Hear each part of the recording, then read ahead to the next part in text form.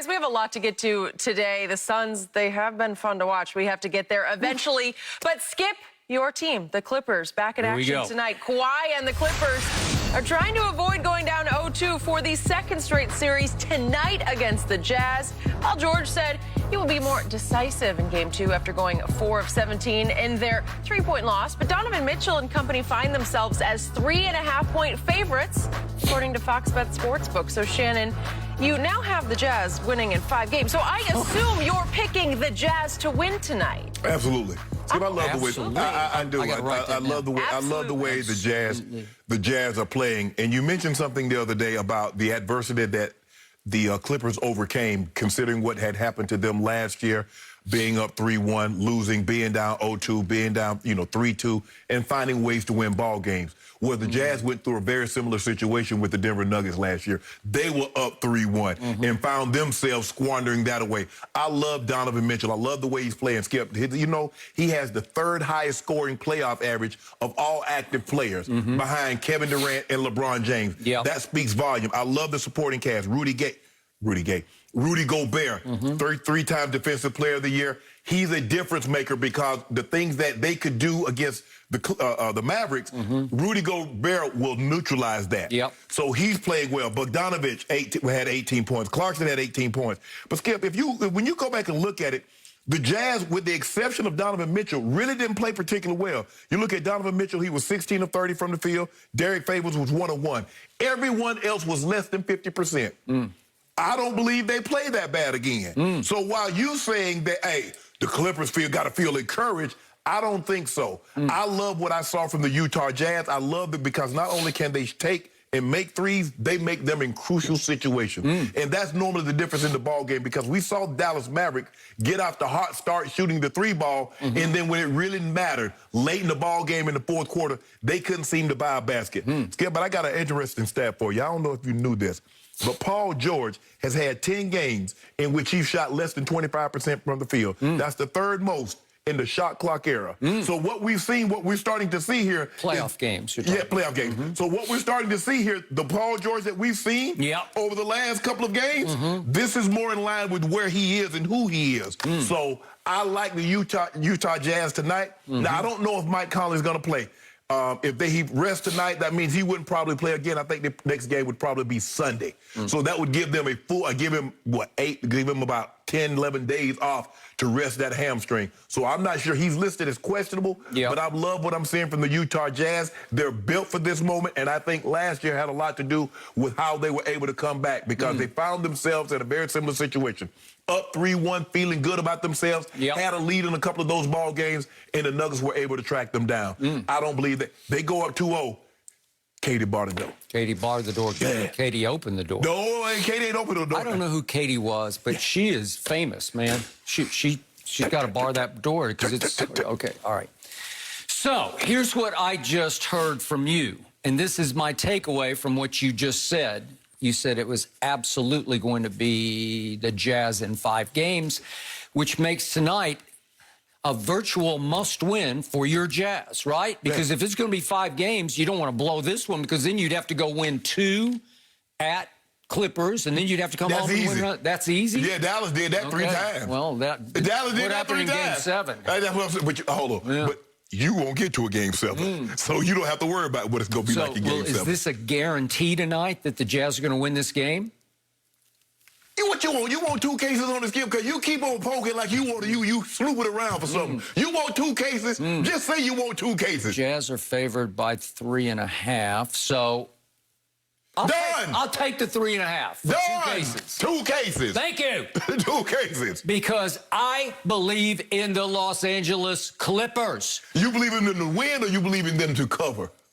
Well, I believe in them to win this series. That's all I care about. I picked Clippers in 6. I'm going to stick with Clippers in 6. Okay. You have Jazz in 5. So we are on opposite ends of the earth on this one. We are. So it's going to swing one way or the other tonight. Yes.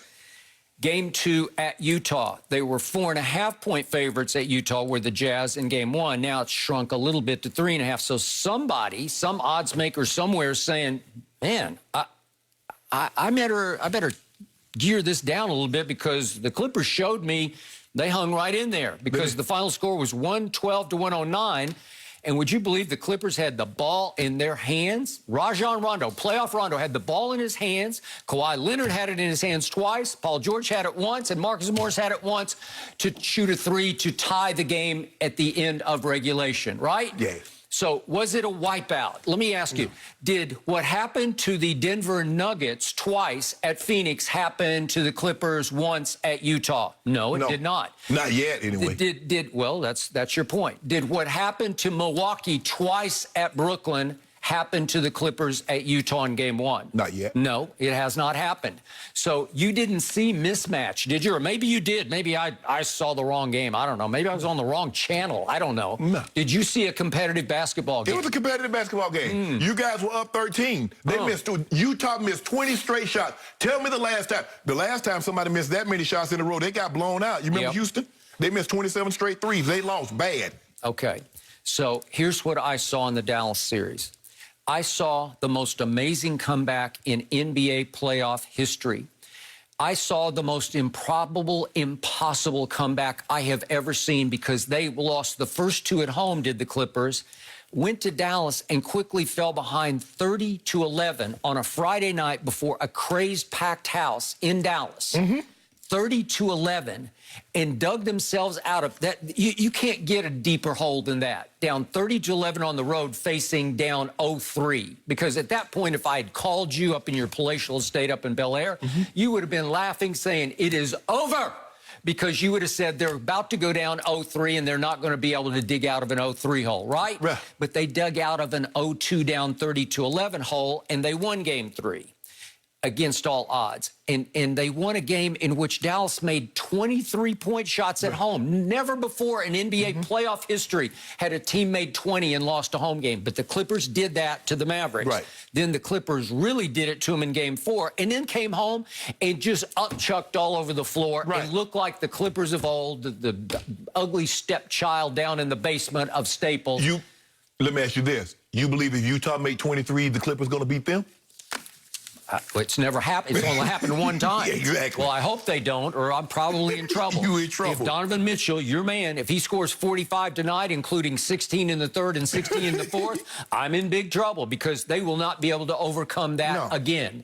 So the point is he the best player on the floor? Is he better than Kawhi Leonard? I don't think so. No. Because what happened in the Clippers-Dallas series was Kawhi proved to you, slowly but surely, he was the best player on the floor. All I heard from you and Chris Broussard through the first, really, 5 games was, Luke is the best player on the floor. He was. Well, he wasn't. And because I still in make the a case end, that he it's a was. 7-game series, and Kawhi Leonard proved he was the best player in that series. But the difference there, Skip, is that Kawhi and PG could get all the way to the rim. They're not finishing at the rim with Rudy Gobert up under there. You know that, and I know that. Now, see, you got to play Zubats because you can't play Batum, you can't play Paul George behind Rudy Gobert because Rudy Gobert, although he's not the greatest of post-up players, he is smart enough to know when I got a 6'8" guy and I'm 7'2" behind me, I'm going to get 5 feet from the basket. They throw me the ball, and I just turn around and just shoot a little soft sky hook over the top of it. Who's taller, Boban or Rudy Gobert? Boban. Help me out. Boban. Who's taller, Porzingis or Rudy Gobert? Porzingis is, right? Which player would you rather have, Rudy Gobert, Porzingis, or Boban? Well, Boban's taller, and he gets in the way just as much as Rudy Gobert gets in the way. Rudy Gobert just won the Defensive Player of the Year for the first time in 4 years. I'm glad he did. So that's the difference. That usually jinxes the home team when something like that happens. And it's only ironic that he won that award and had the Defensive Player of the Game, right? So, with that being said, defensive play of the game, he was just standing there. I mean, Marcus Morris winds up with the ball like, you want me to shoot it? Because you guys No, he wasn't just standing there. No, he's just standing there.